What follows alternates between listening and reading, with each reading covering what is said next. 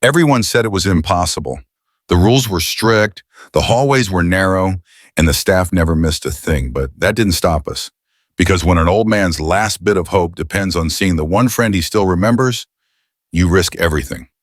Jack Bartlett stood outside the Maplewood care home with the morning sun behind him and worry pressing on his chest. He held a plate of freshly baked cookies in one hand and the reins of a patient brown horse in the other. Rowdy flicked his ears and looked at Jack as if asking, "You sure about this?" "I wish I wasn't," Jack whispered. "But Nate needs you." Inside, Nate Price sat by the window in his small room, staring at the empty garden beyond the glass. His hands shook slightly, not from age but from fear, the fear that someone had taken Rowdy, the horse he'd loved for years. Jack entered the room with a gentle knock. "Nate, it's me, Jack. I came to visit."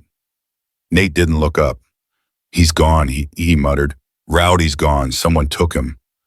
Jack's heart tightened. He'd seen this before.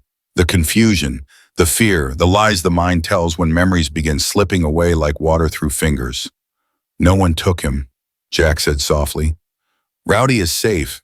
He's with me." Nate's eyes snapped toward him, angry and hurt. "Don't lie to me." Before Jack could say another word, little Lindy peeked from behind him. "Hi, Mr. Price.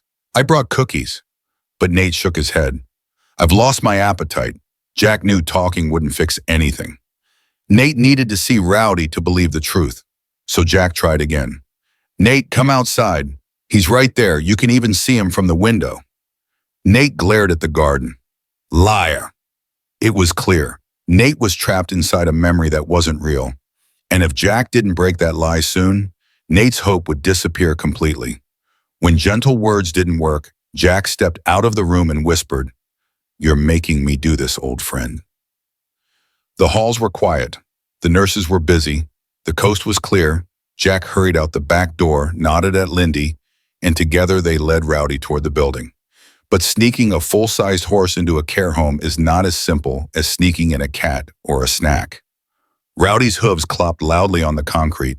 Lindy kept whispering, "Shh, shh, quiet," as if a horse would suddenly understand the meaning of stealth. They reached the entrance and Jack hesitated. "All right, boy," he whispered. "Just try not to knock over anything important." Rowdy snorted, which Jack took as agreement.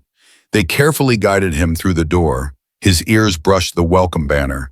His tail nearly swept a stack of magazines off a table. Lindy's eyes were wide with excitement and fear. "Faster, Gigi," she hissed, "before the nurses see." "Don't rush a horse indoors," Jack whispered back, half laughing, half terrified. They snuck through the hallway, Rowdy stepping carefully like he understood the importance of silence. A few residents peeked out of their rooms, their surprised gasps turning into delighted smiles. One old woman clapped her hands softly. Another whispered, "Well, that's something you don't see every day." Finally, they reached Nate's room. Jack knocked. "Nate, you have a visitor, and he's very eager to see you." Nate frowned. "I'm not falling for it." But then Rowdy poked his head around the door. For a moment, Nate didn't move. Then the lie that had trapped him broke like a thin piece of glass. "Rowdy?" Nate whispered. Rowdy nickered softly, stepping closer. Nate's face changed completely, fear melting away, confusion fading, replaced by recognition, love, and relief.